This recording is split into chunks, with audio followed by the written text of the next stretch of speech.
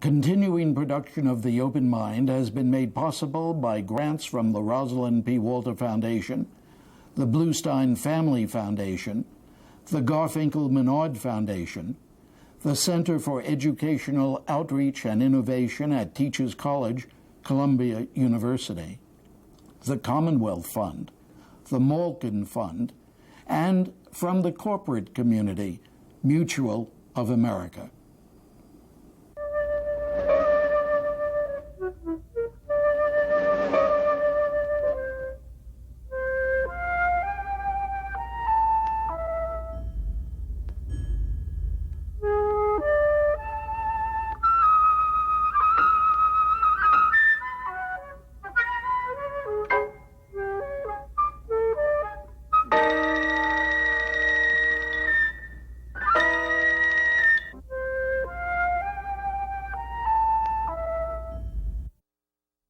I'm Richard Heffner, your host on The Open Mind, and I think that as we record our program today, I can legitimately celebrate the fact that I began to host and produce this series in 1956, 46 years ago this month.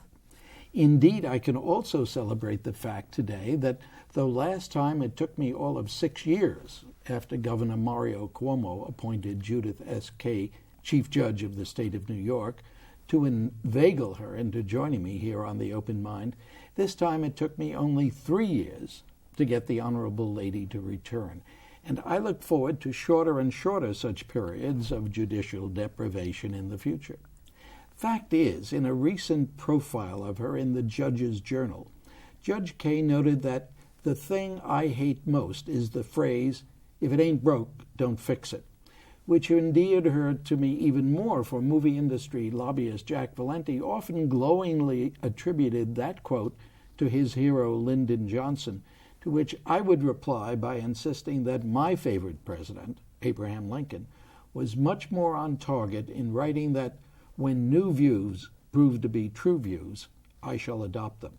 And to be sure, Judge Kaye had many new and true views about the courts, about justice in America, when she first came to preside over New York's mammoth judicial system. And I would ask her today which she has actually been able to put into effect and which remain for other days and other battles. And has it been a battle? Has it been? Yes and no. That's a lawyer-like answer, I think. In many respects, the change has been remarkable, and I'm so pleased by it. On the other hand, I don't think anything we embarked on is complete, not anything. When I became the Chief Judge back in 1993, our first initiative was in the area of matrimonial reform. Will that ever be accomplished? Will that ever be complete? I doubt it. We moved briskly into jury reform, certainly an unfinished subject. Much to be done in jury reform. Things are a lot better, there's no question about it, and I love the mail, the calls, the response from people who have served on juries. Jury service, I call it, not jury duty. Much, much better, but still a battle in many respects, and still a lot left to be done. Domestic violence, making the courts more responsive to the scourge of domestic violence. A lot to be done, a lot accomplished. So I would say I'm energized. That's what the past 9+ years have done for me. Well, you're always energized. I know that. Now I'm more energized. Well, that's great. By the way, what's that pin that you were wearing? This is a brand new pin. I had a call just the other day from the Chief Justice of Oklahoma to tell me that some school children in the state of Oklahoma had decided to raise money and fund a fire truck for the city of New York. And the truck was being driven here, that it would be here in days. And I dropped down today and saw the truck. The truck is there. And so are a lot of Oklahomans. One of them pinned this on my lapel. So it's unity. And in fact, we are just now organizing a conference on coping with disaster in the courts. We're doing it together with Oklahoma, with Pennsylvania, with the District of Columbia, with Virginia. So this is just another sign. This is something that has sprouted after September 11. Coping with disaster. Now, you're referring to the physical administrative accommodation to courts closing or buildings being destroyed and members of your own staff injured, killed? Well, certainly that, and that's the tangible part. But then there is the tremendous emotional part. What do you mean? Well, we lost 3 court officers. We feel that very much to this day. All of our court officers, just like the police and the firefighters, they all wear black badges on their ribbons on their lapels. You just never can forget that they're in mourning. Lost comrades. They're in perpetual mourning, yes. And there's always something every day reminds us of the emotional toll, as well as the physical toll. For example, we're grappling with new security measures in the courts today as we speak. 8 months later, 8 months after September 11, we have to think about how to have better security in our courts. We're making everybody come through magnetometers. That did not sit well with the bar. So we have been hard at work finding ways to enable lawyers who come in and out of the courts many times a day not to have to stand on line for hours, pass through big lines. So I say there's always something that relates to September 11. In addition to the physical, the emotional, there's always something that brings us back to September 11. What about the legal? And the legal, of course, the legal. What do you think is going to be ultimately the impact of 9/11 on our system of law? On our system of law. I've just come from a talk, in fact, by Floyd Abrams. He spoke about the press and the need for us to remember always that this is a nation that reveres free speech, free press, how important that is. And he gave that talk to an audience of lawyers and judges. I think it was a particularly fine message because, of course, we're all so concerned with security, with national security and court security and state security, and we can never lose sight of the values that make this nation great. So I think we have yet to see. I had talked about the physical and the emotional, and you're quite right. The legal weighs heavily. We don't know yet what new challenges will be, other than the fact that we'll definitely have them. What do you think is the direction that our legal institutions will take now? You mentioned Floyd's concerns, First Amendment concerns, free speech, free press, free movement concerns, our ancient values. But we also always have been very concerned about defending ourselves, as in the great wars when we have mobilized and done what had to be done. That's what people are talking about doing now. What do you think? What do you think is going to happen? I think real challenge for the courts.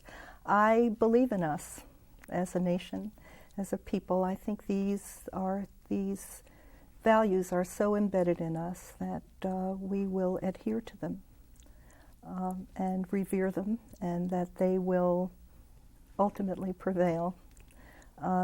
Although it's frightening, it's scary, and we certainly, for me, this was the most direct challenge, physical challenge I have had in my life, the events of September 11.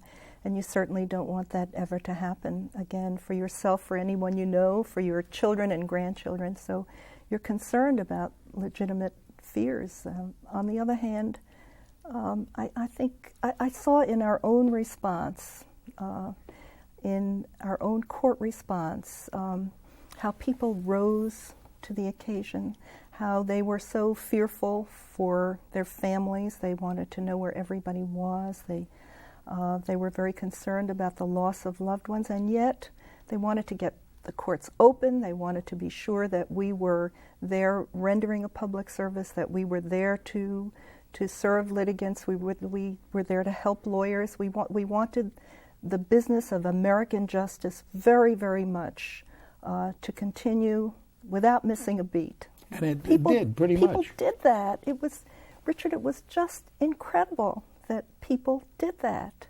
Our courts here in New York City, as you know, in Manhattan, are right in the shadow of Ground Zero. There was smoke, there was smell, there were all kinds of threats, there were fears, and yet people were there. They were there red-eyed, they were there on the bench, they were on the steps of the courthouse guarding and securing, and it was symbolic as well as practical. I've read what you've written, that beyond that, there were people who had been called to jury service. Yes. Who wanted to stay, who wanted to come, who didn't want 9/11 to be an excuse not to participate. We tried to get that message out for that people just didn't have to come in large numbers and they should call, and we had special numbers and all. And one day I was down there. I don't usually get to address jurors or to discharge them when their services ended, but I was down there one day and the commissioner of jurors said, well, there are like 100 or so people here. We can't possibly use them. Why don't you tell them they can go home? And this was just days after September 11, and I said, I have a very happy message for all of you. You can go home. And they moaned and groaned. I never heard anything like that. So I think if you ask me about the values and of New Yorkers and Americans and all, my chips are with them. I think the same thing would be true, I gather, if I asked you about the values of the jury system itself. The last time you were here, you promised that you would answer questions, or you would address yourself to your own feelings about the jury system. I am a great believer in the jury system. So fire away. Well, it's not a matter of firing away, but certainly there have been those people who have been extremely critical of the results, let's say, of the jury system. I'm not talking about its discomforts, which you have done so much to minimize. I'm talking about the notion that you can't really find impartial people, that you can't find people who both are part of the community in which an accused person lives and who can be impartial in making judgments. Well, better to leave it to the judges. Mm-hmm. Well, you said a few moments ago, you reminded me and others that how much I hate if it ain't broke, don't fix it. People are critical. That bothers me too. People are critical of everything. I can't think of a subject on which there is unanimous praise, not a single subject. People are critical of everything. I've often said I was going to embroider a banner, especially about the court system, that said, everything stinks, don't change a thing. Because people are critical of everything until you start to change it, and then they say, no, don't touch it, don't change it. So I recognize the criticisms, I do. And many of them are valid criticisms, and many of the criticisms we are addressing. But I can't think of a better system, and I think I have great belief in the jury system. I think it works. I've seen it as a litigator, and I've seen it as a chief judge, and I just can't think of a better idea. The abuses should be corrected. And you're quite right about the comfort and all. That's not to be disparaged. People come to give public service, to do their duty as citizens, what we used to do, locking them in a room for 2 weeks, never really calling them, using them, hardly thanking them or noticing them. Terrible. We can't do that. It's for us to make the system more efficient, so that people are called, their time is well utilized, and they are given comfortable surroundings. Isn't that the least we can do? Of course. And so we've tried to do that. We keep our restrooms clean. I go into the men's rooms and the ladies' rooms every now and then to check them out. But I say these are the amenities, and we must fix the amenities, and especially today where people are busy. They need workstations and telephones and that sort of thing, and we can accommodate them. But then we need to be sure that their time is utilized well, and that's the job that's ahead. I feel pretty good about the amenities piece, and I think the last time we spoke, I didn't feel so good about that.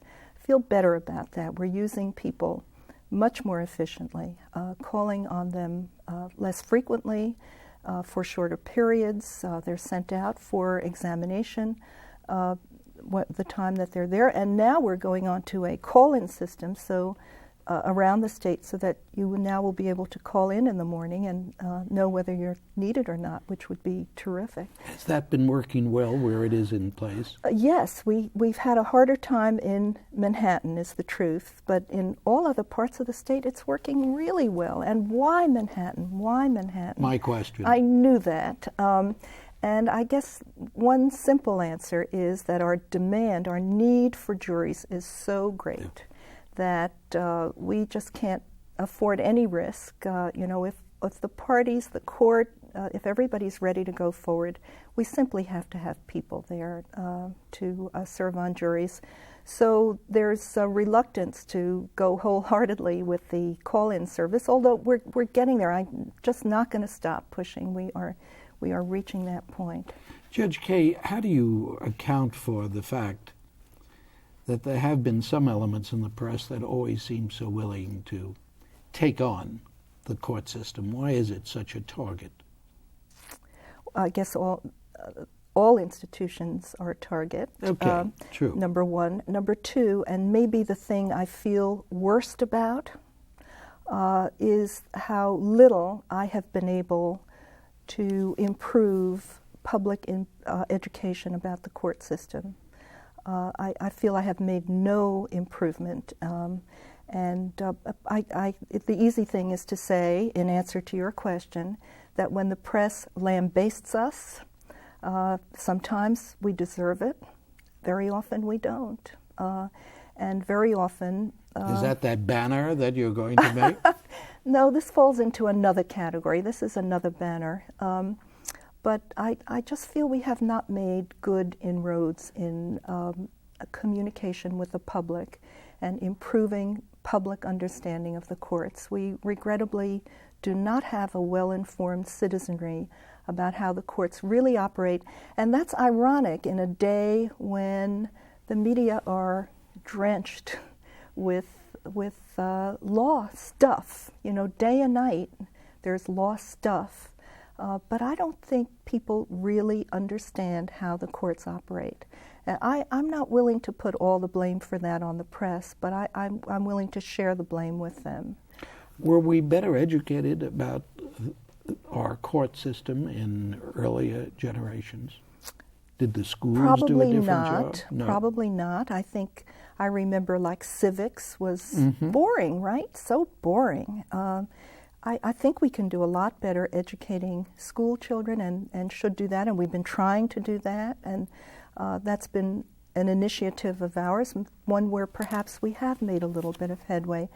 The thought is, if we can't do better with the present generation of adults, let's try for the next generation. So we have tried some school programs, but I don't know. I just don't know why we can't succeed in getting a better informed public. So part of my answer to your question is I think the press often is wrong about us. Why would it be? What are the motivating factors here? Well, I don't think it's a deliberate attempt to target us. I think by and large we have a cynical public, and everybody likes to believe the worst and read the worst. What leads the news every day? Yeah. Crime, badness. That's right. People like that. That is news. And there are bad things that happen in the courts. The courts are huge. The courts of the state of New York, we're nearing 4 million cases a year. We have 1,300 judges. There's a lot you can say about us, unquestionably. And somebody always loses, too, in a litigation. It's hard to find two sides who come out saying, boy, this is a great place. I can't wait to get back in here again. Next time I get a divorce, I'm really looking forward to being in the New York State courts. My business is failing. I'm just so happy to be here in the New York State courts. So there's a lot to be critical of, unquestionably. But I think better public understanding is possible. I have nearly 5 years left in my term.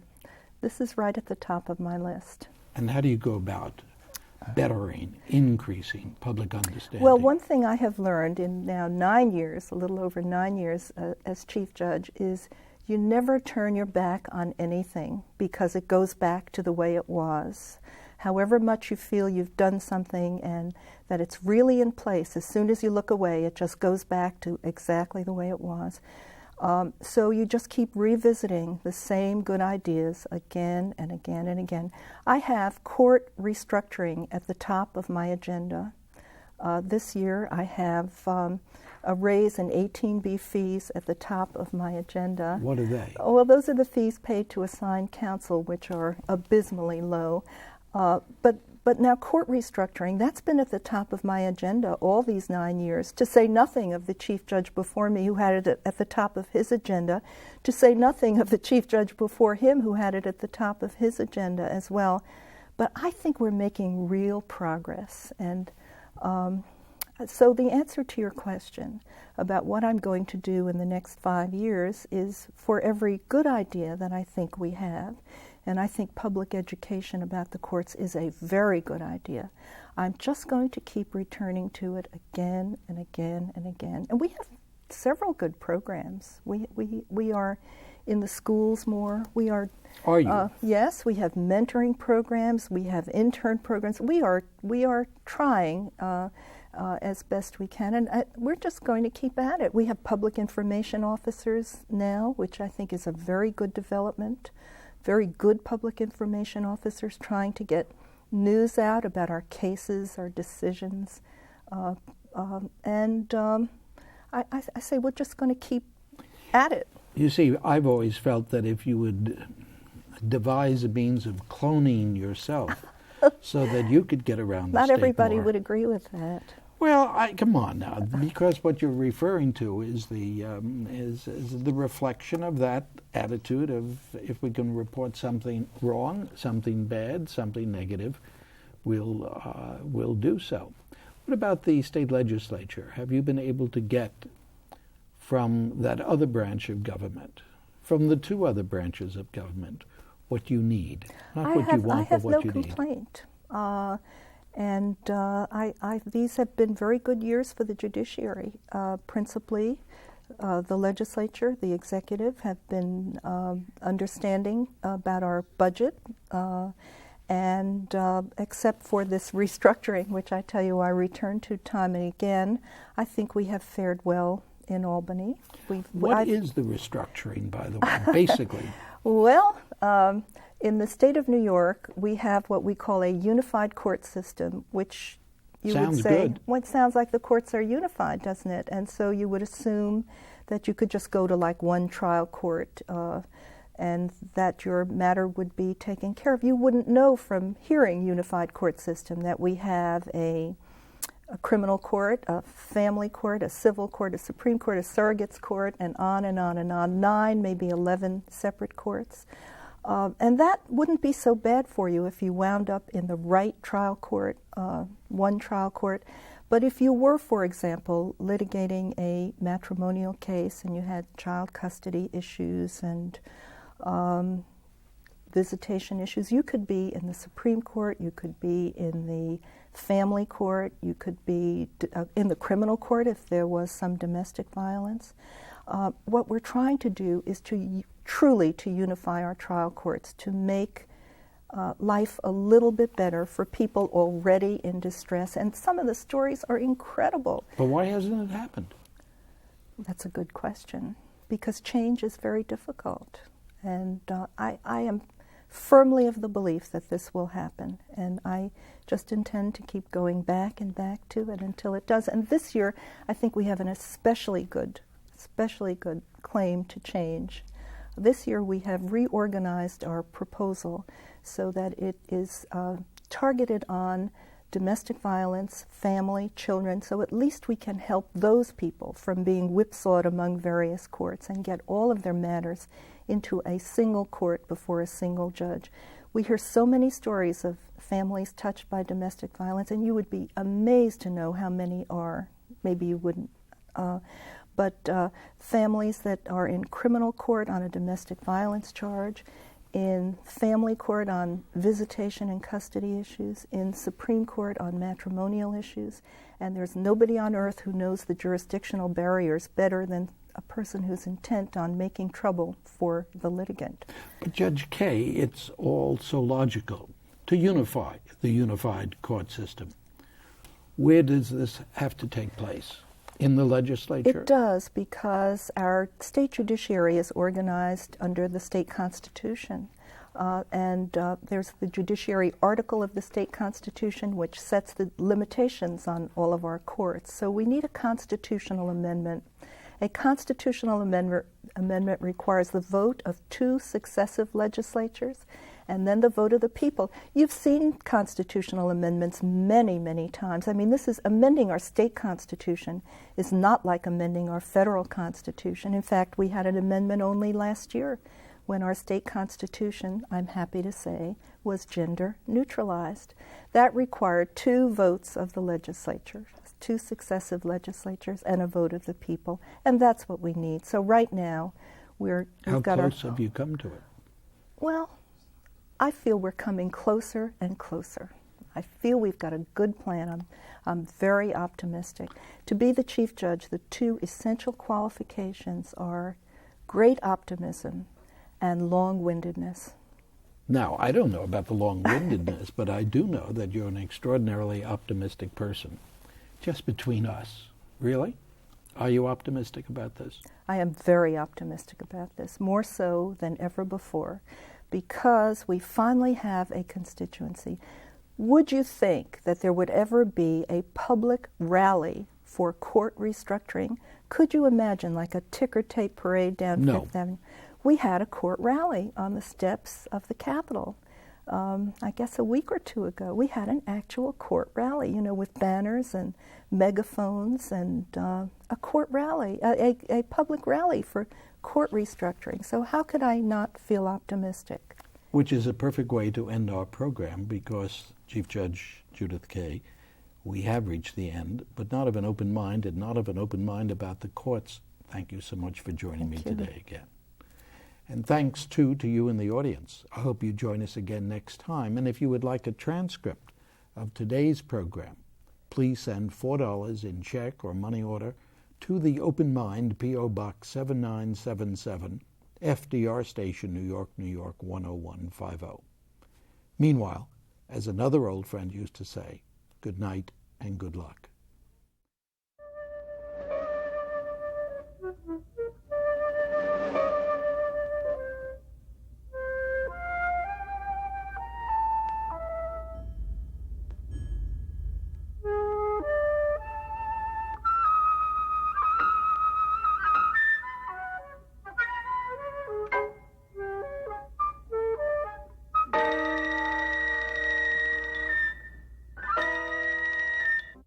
Continuing production of The Open Mind has been made possible by grants from the Rosalind P. Walter Foundation, the Bluestein Family Foundation, the Garfinkel Menard Foundation, the Center for Educational Outreach and Innovation at Teachers College, Columbia University, the Commonwealth Fund, the Malkin Fund, and from the corporate community, Mutual of America.